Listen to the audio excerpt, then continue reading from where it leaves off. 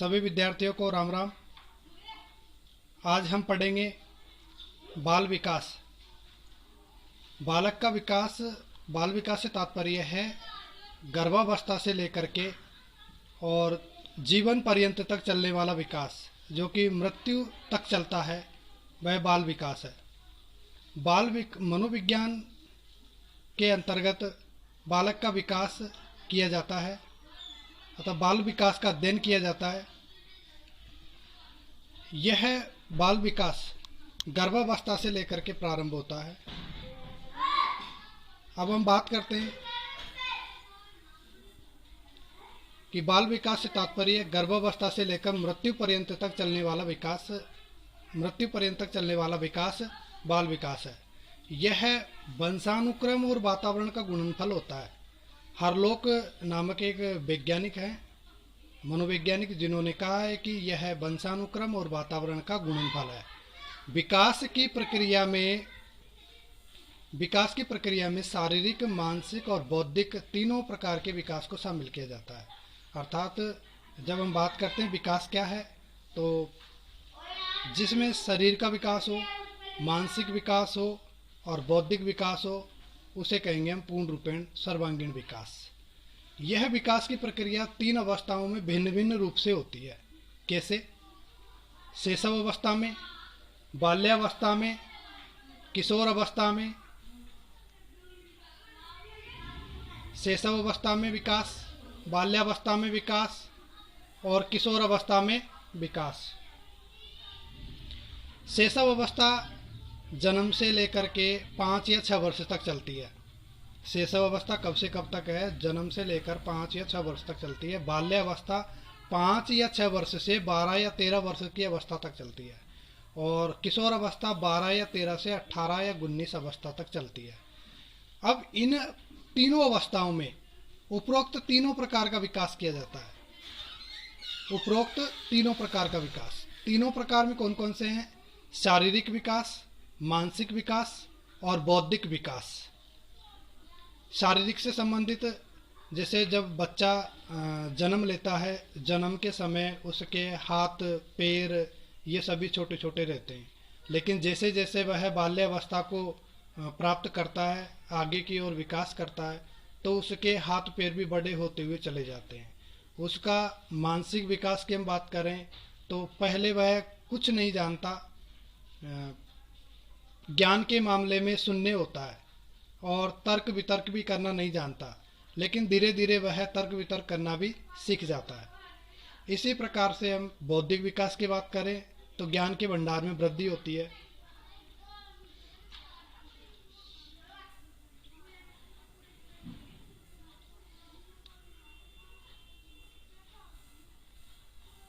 अब हम बात करते हैं परिभाषा की, जो कि प्रसिद्ध मनोवैज्ञानिक बर्क ने कहा है कि बाल विकास बालक की जन्म पूर्व अवस्था से लेकर परिपक्वता की अवस्था तक होने वाले परिवर्तनों का अध्ययन है।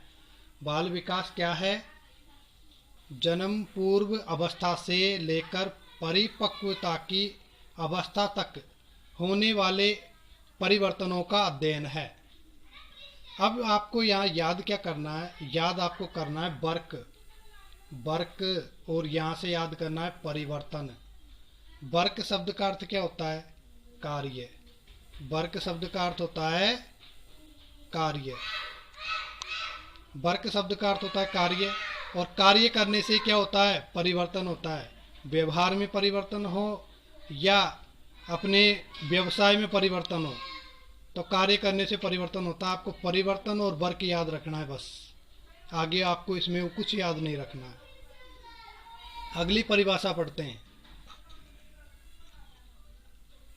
जेम्स ड्रेवर के अनुसार है बाल विकास बालक के जन्म से लेकर परिपक्व अवस्था तक होने वाले विकास का अध्ययन है। अब देखिएगा आपको क्या पकड़ना है। जेम्स ड्रेवर, यहाँ से पकड़ना है आपको विकास का अध्ययन। दोनों बातें सेम लिखी हुई है, इसमें और इसमें सेम है, लेकिन आपको पकड़ना क्या है? यहाँ आपको परिवर्तन पकड़ना है, वर्क पकड़ना है। यहाँ से आपको जेम्स ड्रेवर और विकास का अध्ययन, ड्राइवर होता है ना, ड्राइवर गाड़ी का, जब वो गाड़ी चलाता है तो उसे स्टीयरिंग संभालते ही पता लग जाता है गाड़ी में क्या कमी है, तो उसका वह उस प्रकार से विकास भी करता है। फिर तो विकास का अध्ययन, ड्राइवर साहब, 2 शब्द याद रख लेना, आपको परिभाषा याद हो गई।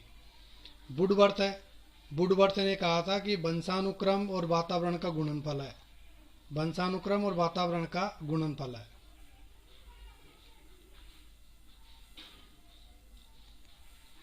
आगे पढ़ते हैं कि अभिवृद्धि और विकास, ये 2 शब्द हैं।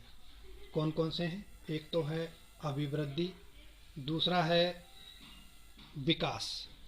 क्या है ये दोनों? अभिवृद्धि से तात्पर्य है शरीर का बाह्य रूप से आकार में परिवर्तन होना। लिखा हुआ है बाह्य, बाह्य से जैसे आपकी लंबाई बढ़ रही है, आपकी लंबाई बढ़ रही है, हाथों की लंबाई, पैरों की लंबाई, और सिर का आकार बढ़ रहा है, शरीर भी आपका बढ़ रहा है, तो ये है अभिवृद्धि। जन्म के समय बच्चे की जो लंबाई होती है वह बाल्यावस्था और किशोर अवस्था और वृद्धावस्था तक भिन्न भिन्न प्रकार की परिवर्तित होती रहती है। जन्म के समय बालक की जो लंबाई होती है वो 20 इंच की होती है। जन्म के समय बालक की लंबाई 20 इंच की होती है, और जैसे जैसे वह बढ़ता जाता है उसकी लंबाई भी बढ़ती हुई चली जाती है, हाथ पैर भी बढ़ते हुए चले जाते हैं। तो ये है अभिवृद्धि। और विकास क्या होता है? विकास आंतरिक और बाह्य दोनों प्रकार का होता है। आंतरिक और बाह्य दोनों प्रकार का होता है विकास। अर्थात जैसे हाथ है, हाथ की हड्डी बचपन में नाजुक थी जब वो बच्चे का जन्म हुआ, लेकिन धीरे धीरे वह हड्डी कठोर होती हुई चली जाती है। धीरे धीरे क्या होती चली जाती है? कठोर। धीरे धीरे वह हड्डी कठोर होती हुई चली जाती है। तो यह है विकास। इस विकास में काफ़ी सारे फैक्टर जुड़े हुए हैं, जैसे शारीरिक विकास, मानसिक विकास, संवेगात्मक विकास, बौद्धिक विकास, सभी प्रकार का। और अभिवृद्धि भी इसमें जुड़ी हुई है, क्योंकि विकास होगा तो अभिवृद्धि भी होगी। तो आपको इतना याद रखना है, इसमें शरीर में आंतरिक और बाह्य संपूर्ण रूप से होने वाले परिवर्तन को विकास कहते हैं। राइट? अभिवृद्धि और विकास आ गया समझ में। आप पढ़ते हैं, आगे बढ़ते हैं, चलिए। हाँ जी, यहाँ पर हमें देखने को मिल रहा है कि अभिवृद्धि और विकास दोनों में तुलनात्मक अध्ययन है कि अभिवृद्धि क्या है, विकास क्या है, दोनों में अंतर क्या है। देखिए, अभिवृद्धि एक पक्षीय होती है। अभिवृद्धि क्या होती है? एक पक्षीय। एक पक्षीय से तात्पर्य है केवल शारीरिक होती है, जबकि विकास बहुपक्षीय है। शारीरिक भी होता है, मानसिक भी होता है और बौद्धिक भी होता है। तीनों प्रकार का होता है विकास। अभिवृद्धि संकुचित अवधारणा है। देखिए, ऊपर वाले को अच्छी तरह समझते हैं कि अभिवृद्धि एक पक्षीय मतलब शारीरिक, शरीर में किसी भी प्रकार की लंबाई, चौड़ाई, कुछ भी परिवर्तन हो रहा है तो वह है अभिवृद्धि। बचपन के समय बालक की जो लंबाई थी, धीरे धीरे जब वह 20 साल का हुआ, 25 साल का हुआ, उसकी लंबाई कितनी बढ़ी, वो है अभिवृद्धि। और विकास क्या है? लंबाई तो बढ़ी ही है, साथ में उसमें ज्ञान नहीं था तो ज्ञान भी हो गया, वह सामान्य बुद्धि का था तो प्रतिभाशाली हो गया। तो यह है बौद्धिक विकास। मानसिक विकास, बौद्धिक विकास, शारीरिक विकास, तीनों प्रकार का विकास है, बहुपक्षीय है ये। संकुचित अवधारणा है। कैसे संकुचित? कि अभिवृद्धि में केवल शारीरिक पक्ष को स्वीकार किया गया है, केवल शारीरिक पक्ष को, इसीलिए ये क्या है? संकुचित अवधारणा है। जबकि व्यापक अवधारणा किसमें? विकास में। विकास में व्यापक अवधारणा होती है। व्यापक यानी विस्तृत। देखिए, अपन को देखने को मिल रहा है, यहाँ पर ये शारीरिक मिला, यहाँ पर मानसिक मिला, यहाँ पर अपन को बौद्धिक मिला, तो हो गई ना व्यापक अवधारणा। ये संकुचित है, ये व्यापक है। फिर हम बात करते हैं कि अभिवृद्धि अभिवृद्धि मात्रात्मक होती है। अभिवृद्धि क्या होती है?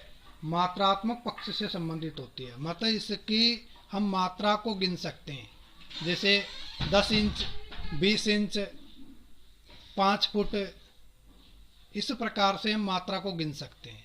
और विकास मात्रात्मक होता है, साथ में गुणात्मक भी होता है। पता लगा लिया कि 10 फीट इसकी लंबाई बढ़ी, 5 फीट बढ़ी कि 2 फीट बढ़ी, जो भी बढ़ी हो वो पता लग गया, मात्रात्मक। गुणात्मक कैसे? कि उसके व्यवहार में परिवर्तन आ गया। पहले वह जानवर था, शिक्षा प्राप्त की तो इंसान बन गया।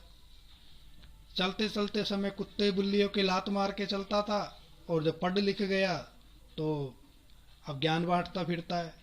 तो ये गुणात्मक पक्ष। व्यवहार में भी परिवर्तन हो गया। पहले किसी को आदर सत्कार नहीं देते थे, नमस्कार नहीं करते थे, आज नमस्कार करता है। गुणात्मक परिवर्तन हो गया। अब हम बात कर रहे हैं आगे कि यह मापन संभव है। किसका मापन संभव है? अभिवृद्धि का। कैसे? अभिवृद्धि को आप माप सकते हो। लंबाई को मापा जा सकता है, चौड़ाई को मापा जा सकता है, बिल्कुल। लेकिन विकास का मापन संभव नहीं है। कितना % अंदरूनी विकास हुआ है तो डॉक्टर जांच करके बताएगा। आज हमें मलेरिया हो गया, टाइफाइड हो गया, खून की जांच होगी, पता लगेगा कितनी % रिकवरी हुई, जांच से पता लगेगा। लेकिन वो अंदरूनी है, उसे कोई भी व्यक्ति पता नहीं कर सकता, सिर्फ टेस्ट के माध्यम से पता किया जा सकता है। विकास आंतरिक है और इसका मापन नहीं होता है। ठीक है, मापन संभव नहीं है। अब बात करते हैं कि विकास की निश्चित दिशा नहीं हो सॉरी अभिवृद्धि की निश्चित दिशा नहीं होती है। अभिवृद्धि की निश्चित दिशा कैसे नहीं होती? कि जैसे कोई बच्चा है, किसी का पहले हाथों के मोटाई बढ़ती है, पेट बढ़ जाता है, फिर धीरे धीरे उसके पैरों की तरफ बढ़ते हैं। किसी का पैर छोटा रह गया, किसी का कान छोटा रह गया। एक समान कभी ये होती नहीं है। वर्तुलाकार है या सिर से पैर की ओर है, ऐसा कुछ भी नियम इसमें लागू नहीं होता है अभिवृद्धि में। जबकि विकास में नियम लागू होता है। विकास सिर से पैर की ओर होता है, सिर से पैरों की ओर होता है विकास। विकास वर्तुलाकार होता है। वर्तुलाकार कैसे? वर्तुलाकार से तात्पर्य है कि इस प्रकार का होता है विकास। ये वर्तुलाकार होता है विकास। विकास वर्तुलाकार होता है। ठीक है।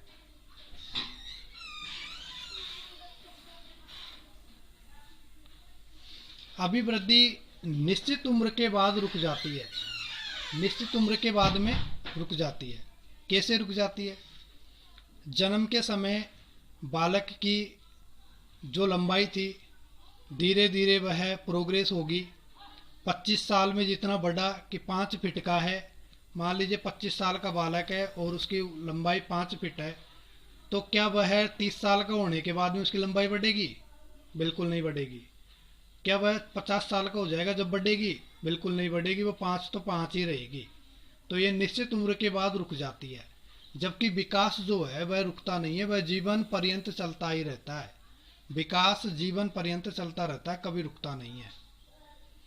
मृत्यु पर्यंत चलेगा, जब तक मरेगा नहीं तब तक वह विकास चलेगा, चलता ही रहेगा। मरने के बाद तो किसको क्या पता। अब वेरी इंपॉर्टेंट फैक्ट है कि अभिवृद्धि व विकास एक दूसरे के क्या हैं? पूरक हैं। यहां से क्वेश्चन कई बार पूछा जा चुका है। अभिवृद्धि विकास क्या है? एक दूसरे के पूरक हैं। अब हम बात करते हैं कि परिभाषा दी है हर लोक के अनुसार कि अभिवृद्धि क्या है। अभिवृद्धि मात्रात्मक एवं गुणात्मक परिवर्तन है। अभिवृद्धि मात्रात्मक और गुणात्मक परिवर्तन है। किसने कहा? हर लोक ने कहा है। देखिए, इसको याद रखने की ट्रिक है कि लोक, लोक यानी क्या होता है? ताला। ताला लगा दिया किसके? विकास कौन सा? गुणात्मक। गुणात्मक विकास के ताला लगा दो। ये आपको इतना सा याद रख लेना, आपकी ट्रिक बन जाएगी।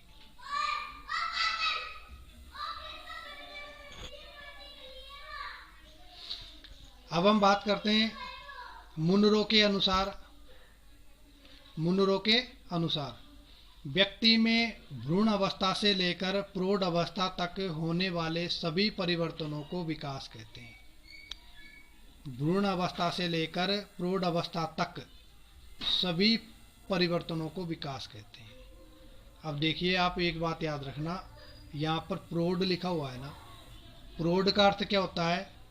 वृद्ध व्यक्ति, बूढ़ा व्यक्ति। और मुनरो, मुनरो से तात्पर्य मुन्ना, मुन्ना यानी छोटा व्यक्ति। एक दूसरे का विपरीत हो गया ना। आपको इसी प्रकार से याद रखना है। यदि आपको प्रौढ़ावस्था दिख रहा है इस परिभाषा में, तो आप मुन्ने को ढूंढिए। प्रौढ़ व्यक्ति दिख रहा है तो मुन्ने को ढूंढिए, मुनरो आपको याद आ जाएगा। ये आपकी ट्रिक बन जाएगी। कितना याद रखना है इस ट्रिक में? इस ट्रिक में हमको सिर्फ इतना याद रखना है, ये प्रौढ़ व्यक्ति ढूंढना है और यहाँ पर ये मुन्ना ढूंढना है अपन को। ठीक है, आगे पढ़ते हैं, चलिएगा। फ्रैंक के अनुसार, फ्रैंक ने कहा है, किसने कहा है? फ्रैंक ने, कोशिकीय गुणात्मक वृद्धि ही अभिवृद्धि है। कोशिकीय गुणात्मक वृद्धि। अब यहाँ पर आपको गुणात्मक वृद्धि याद रखना है और फ्रैंक याद रखना है बस।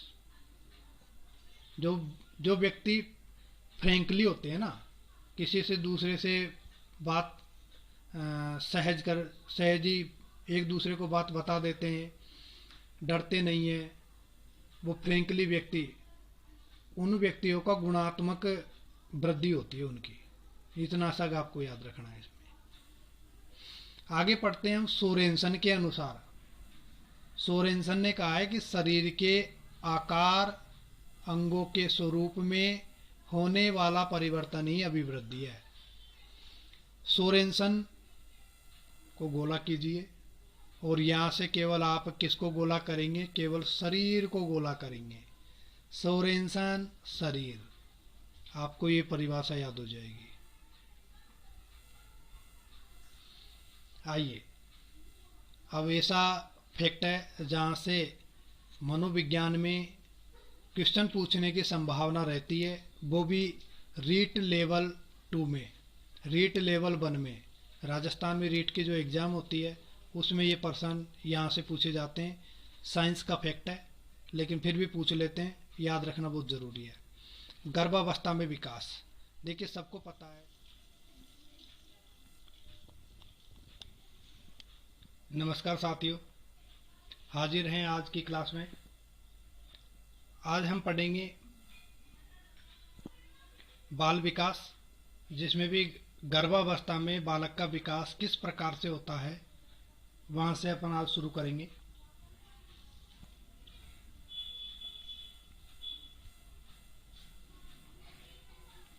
हाँ जी, गर्भावस्था में बालक का विकास। देखिए, गर्भावस्था में बालक का विकास माता और पिता के गुणसूत्रों से होता है।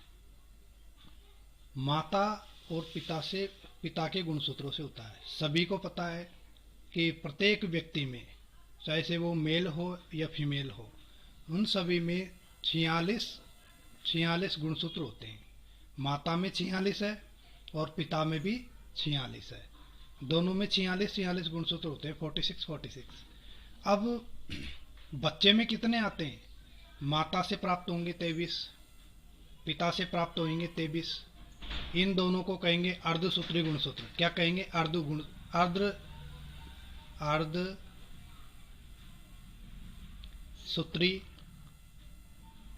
अर्धसूत्री गुणसूत्र कहेंगे इसको। इनको कहेंगे अर्धसूत्री गुणसूत्र। 23 + 23 अर्धकोश हो गया। इन दोनों से क्या बना? 46, जो कि संयुक्त हो गया, तो इसे संयुक्त कोश भी कह सकते हैं। संयुक्त कोश, अर्धकोश, एक कोशिकीय। अब 46 गुणसूत्रों से एक बीज का निर्माण हो रहा है। शुक्राणु और अंडाणु मिलकर के किसका निर्माण कर रहे हैं? बीज का निर्माण कर रहे हैं। देखिए,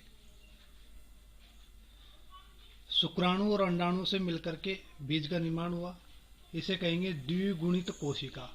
क्या कहेंगे? द्विगुणित कोशिका। क्यों कहेंगे द्विगुणित? क्योंकि माता से 23 गुणसूत्र और पिता से भी 23 गुणसूत्र, माता से भी 23 और पिता से भी 23। अर्धकोश इधर से हो गया, अर्धकोश इधर से हो गया, दोनों को मिलाया तो कंबाइंड हो गया 46।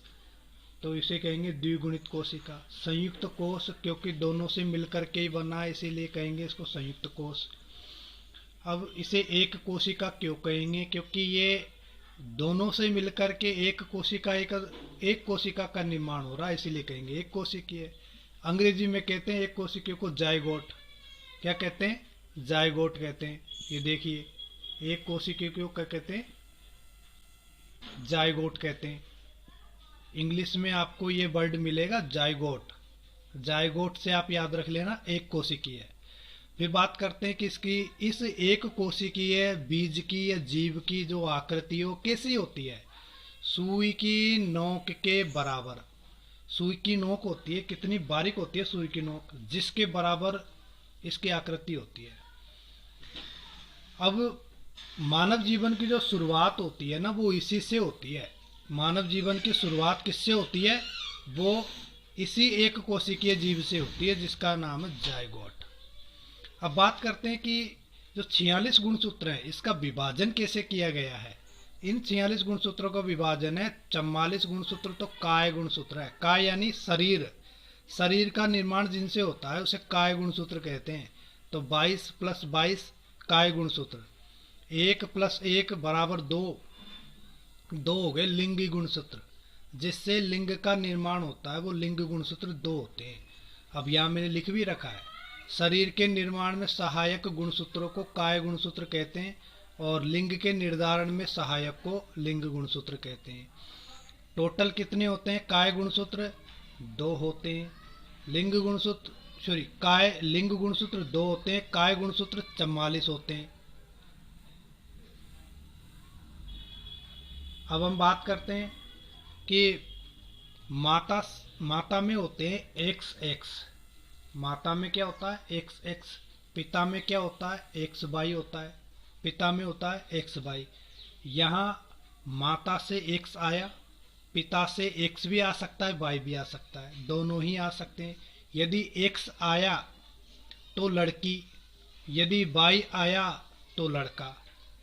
तो कहते हैं ना कि पुत्र नहीं हो रहा, पुत्री हो रही है, तो दवाई किसको दिलाएं?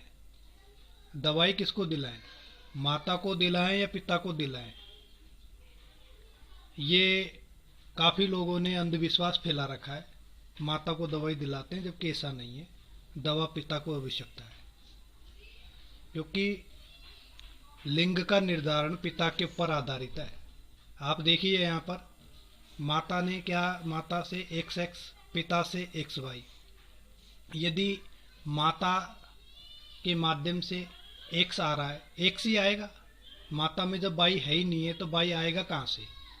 तो X माता से आ गया, पिता से आ गया, X आ गया तो बालिका, और Y आ गया तो बालक हो गया। यदि पिता से Y प्राप्त हुआ तो क्या हुआ? लड़का। X प्राप्त हुई तो लड़की। अब यहाँ वेरी इंपॉर्टेंट है, कई बार पूछ लेते हैं कि X क्या होता है? लंबा। X होता है लंबा, Y होता है बोना। तो पूछा जा सकता है कि लड़की में होते हैं 2 लंबे 2 बोने, 1 लंबा 1 बोना। देखिए लड़की में XX है तो दोनों लंबे ही होंगे, दोनों क्या होंगे? लंबे ही होंगे। लड़की में XX है तो दोनों लंबे होंगे, और लड़के में X और Y है तो एक लंबा होगा और एक बोना गुणसूत्र होगा। यहाँ से कई बार क्वेश्चन पूछा जाता है कि लड़की में होते हैं दोनों लंबे, दोनों बोने, एक लंबा एक बोना। तो आप क्या आंसर देंगे? दोनों ही लंबे, और लड़के में एक लंबा और एक बौना। ठीक है, आगे समझ में, आगे बढ़ते हैं।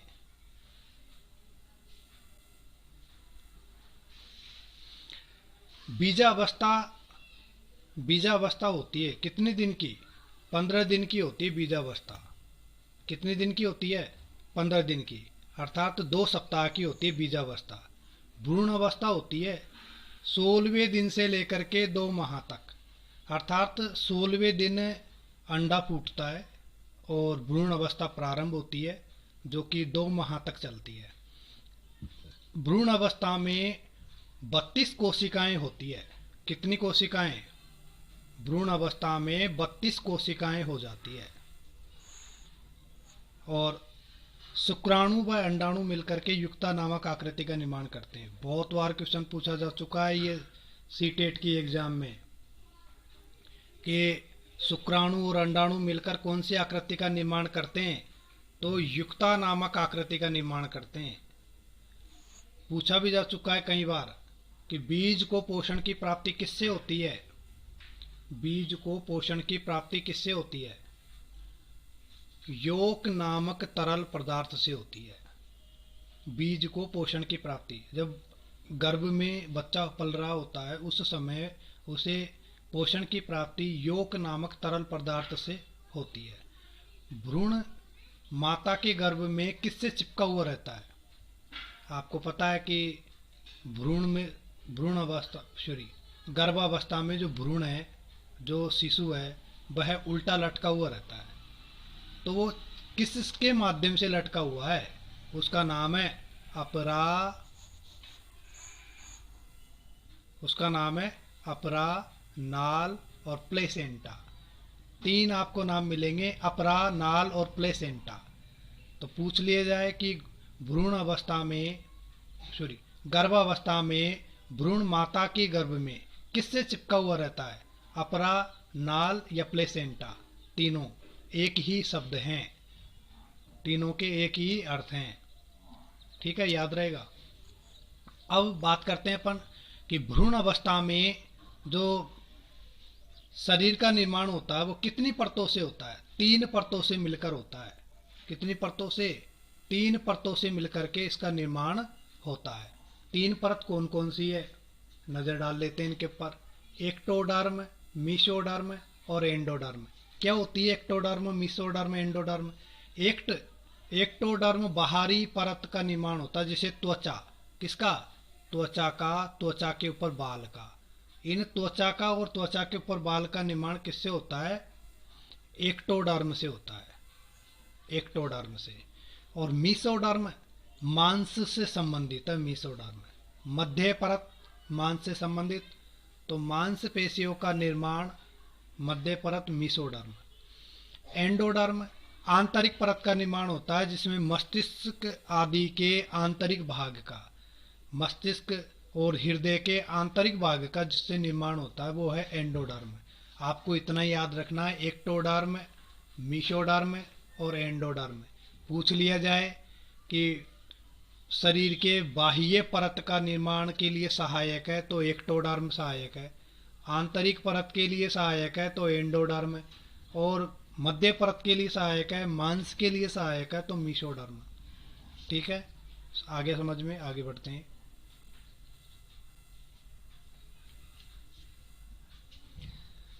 दो माह की अवस्था से सभी अंगों का विकास शुरू हो जाता है। जैसा कि अपन ने पहले ऊपर पढ़ा कि 16वें दिन से लेकर के 2 माह, 16वें दिन से लेकर के 2 माह तक जो है वो भ्रूण अवस्था चलती है। अर्थात जो बीज है वो भ्रूण की आकृति में आ जाता है और शरीर का निर्माण फिर प्रारंभ होता है। जैसे हाथ पैरों का छटना है, सिर का निर्माण होना है, ये सभी प्रारंभ हो जाते हैं। कब से? 2 माह से लेकर के 6 माह तक।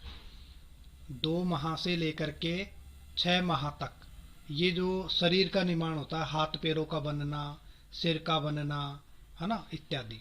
और फिर बच्चे 6 माह से लेकर के 9 माह तक, कहाँ से कहाँ तक? 6 माह से लेकर के 9 माह तक ये जो शरीर बना है ना, इसका विकास होता है, मतलब गर्भ काल में भी परिपक्व होता है। गर्भ काल में भी क्या होता है? परिपक्व।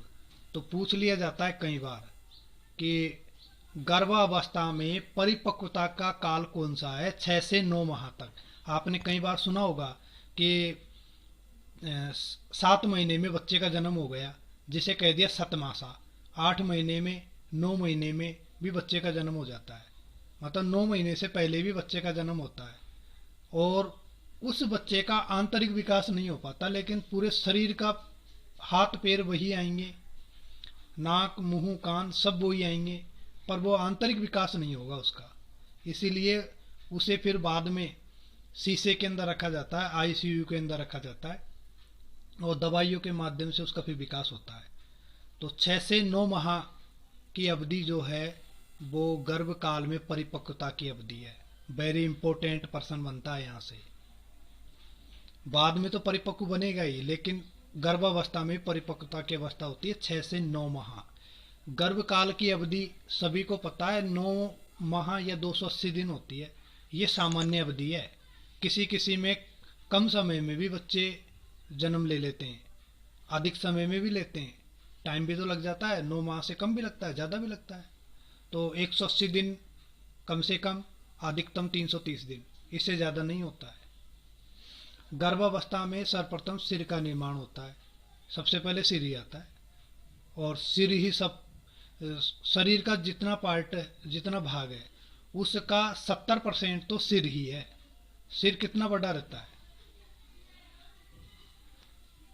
बालक की अपेक्षा बालिका का गर्भकाल ज़्यादा होता है।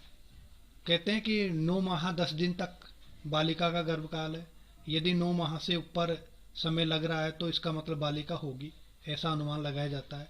और 9 माह से कम का टाइम लग रहा है, 9 माह से कम में ही हो रहा है, तो इसका मतलब बालक होगा, ऐसी संभावनाएं व्यक्त की जाती है। अब बात करते हैं, इसमें 2 हार्मोन्स होते हैं।